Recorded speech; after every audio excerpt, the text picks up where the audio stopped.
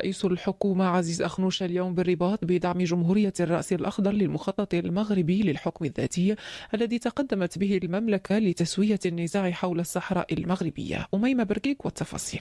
السيد أخنوش نوه في تصريح صحفي عقب مباحثاته مع نظيره من جمهورية الرأس الأخضر خوسيه يوليسيس كوريا سيلفا بالموقف الواضح الذي عبرت عنه جمهورية الرأس الأخضر بخصوص المخطط المغربي للحكم الذاتي بالصحراء المغربية، مؤكدا على العلاقات القوية والصداقة الكبيرة التي تجمع البلدين. كما عبر رئيس الحكومة خلال هذا اللقاء عن رغبة المملكة في تطوير علاقاتها مع جمهورية الرأس الأخضر في مختلف المجالات، لا سيما مجال الصيد البحري والبحث والتعليم والفلاحة والسياحة.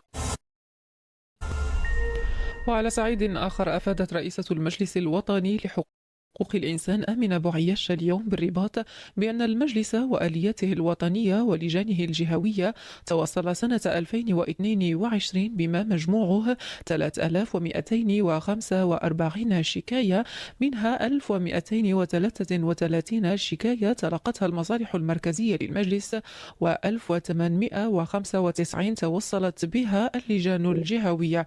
السيدة بوعياش أضافت في كلمة خلال ندوة صحفية خصصت لتقديم تقرير سنوي للمجلس الوطني لحقوق الإنسان لسنة 2022 حول حالة حقوق الإنسان بالمغرب تحت عنوان إعادة ترتيب الأولويات لتعزيز حقوق الإنسان، أن الآلية الوطنية للتظلم الخاصة بالأطفال ضحايا انتهاكات حقوق الطفل توصلت بما مجموعه 70 شكاية وطلب، بينما تلقت الآلية الوطنية الخاصة بحماية حقوق الأشخاص في وضعية إعاقة 47 شكاية وطلب. تم اليوم بفيينا انتخاب المغرب لرئاسة الهيئة الدولية لمراقبة المخدرات، وانتخب مجلس الهيئة البروفيسور جلال التوفيق رئيسا لهذا الجهاز المكلف بتتبع تنفيذ اتفاقيات الأمم المتحدة المتعلقة بمراقبة المخدرات. ويعد جلال التوفيق الذي حل محل الخبيرة الهندية جاكيت بافاديا عضوا في الجهاز منذ 2015، وأعيد انتخابه لولاية ثانية خلال الانتخابات التي نظمها المجلس الاقتصادي والاجتماعي للأمم المتحدة في 7 ماي 2019. ويشكل انتخاب المغرب لرئاسة هذا الجهاز الأممي الرفيع اعترافا بالإسهام الجوهري للمغرب في النقاش الدولي حول تفعيل الاتفاقيات الدولية المتعلقة بمراقبة المخدرات ومرافعته من أجل تقوية التعاون شبه الإقليمي والإقليمي والدولي، وكذا مبادرته في إطار الجهود الدولية الرامية إلى مكافحة آفة المخدرات.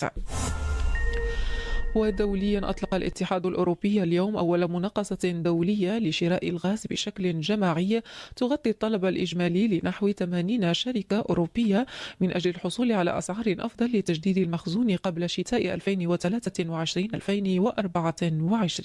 هذه الآلية تعد جزءا من إجراءات اتخذتها البلدان 27 العام الماضي قصد الاستجابة لأزمة الطاقة الناجمة عن ارتفاع أسعار الغاز بعد العملية العسكرية الروسية المنفذة في أوكرانيا وانخفاض إمدادات الغاز الروسي بشكل كبير.